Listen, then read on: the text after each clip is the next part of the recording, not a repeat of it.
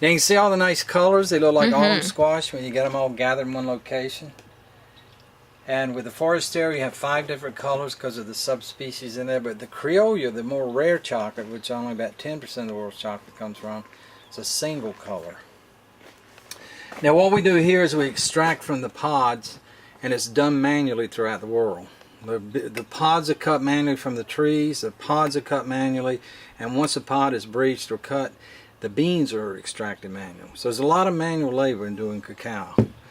Now what we do, when you strike the pod, you just don't hack through it. If you just take it and hack, you're going to go right on through into the beans.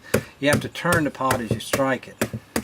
And what you're doing is just cutting through the bottom of the pod. And there's the cocoa bean. Oh, wow. Now that has no semblance of a taste or smell of chocolate whatsoever. It's very citric and sweet, very clean to the sense of taste and smell. Thick wall pod, 90% of the weight's in the pod itself. Mother Nature designed it that way because she wanted to entomb those beans in an airtight container. So none of the atmospheric condition could penetrate the wall of that pod and affect the condition of that beans before it's officially open. And Mother Nature also decided to put a white coating on every bean. And it's a slimy coating. It's a sugar yeast mucilage coating called Puma, P-U-M-A. Now Mother Nature put that slimy coating there for a reason also. And she knew as man evolved through the years, they'd eventually figure it out. They did. Beans are now exposed to the environment. In the environment is oxygen. Oxygen becomes the catalyst that precipitates the yeast in the coating and start converting sugar to alcohol to CO2. That's your basic fermentation chemical reaction. The subtle byproduct of that chemical reaction, heat. So these beans being exposed to the environment at this point will eventually start to ferment, and as they start to ferment, the bean has been given the ability by Mother Nature to channel the byproduct of heat from the chemical reaction to the surface of the bean to create a surface heat called ectothermal energy. And Mother Nature gave these beans the ability, once they're exposed to the environment, to heat themselves up for one reason: to take that white coating off. And once the coating is off, it reveals a rusty color shell, and under the shell is the pure meat of the chocolate called the chocolate nib. And that's what actually goes into making chocolate. That is the pure meat of the chocolate.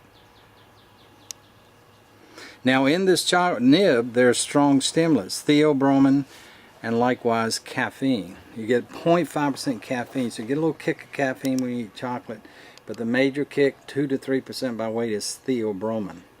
And theobromine can react adversely to body chemistries, induce migraine headaches.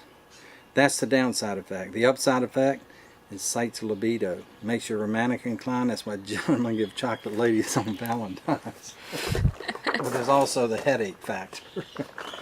Okay, now we take the beans and we extract them by pulling them off the placenta. This is the fibrous membrane they were attached to for 65 days for ripening. It's all daunting in texture, very citric and sweet. People eat these as snacks throughout the Ecuadorian belt region of the world.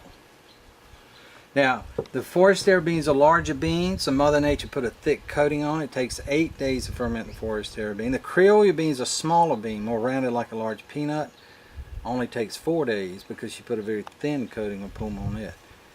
Now, whether it is the Forastero or Criollo, they're aromatic, meaning they're going to absorb odors and fragrance. So when they go into these wooden boxes, the wood cannot be made of pine wood.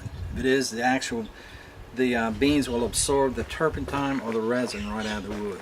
If it's a redwood, it's going to absorb the tannins. Any paints, lacquers, or thinners applied to it, it's going to absorb those chemicals. This is a natural untreated wood, and we buy the one before planks so we can stack them and we can separate the planks, creating openings on the sides and the bottom. We've learned that each bean, once it's exposed to the environment, has the ability to heat itself up, generate its own surface heat. So this is the way they go in. This will demonstrate how they're in the box. They're in bulk. You can see each bean's touching each other. Each bean has the ability to generate its own surface heat, so they start sharing that surface heat.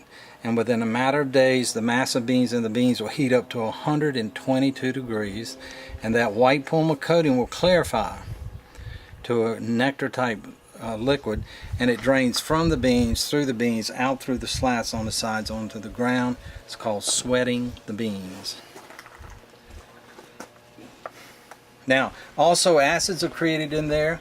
Acidic and lactic acid. The beans are existing in this environment, and eventually those two acids infiltrate into the bean, killing the bean and inciting the flavor.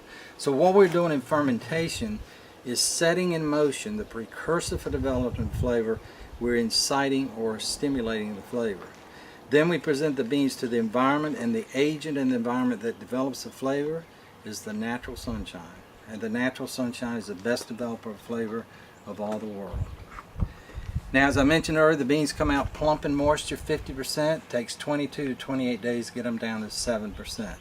Once the beans are at 7%, we make chocolate. We're ready to make chocolate. And we take it through 5 steps, and we'll go through there and show you that. Any comments or questions?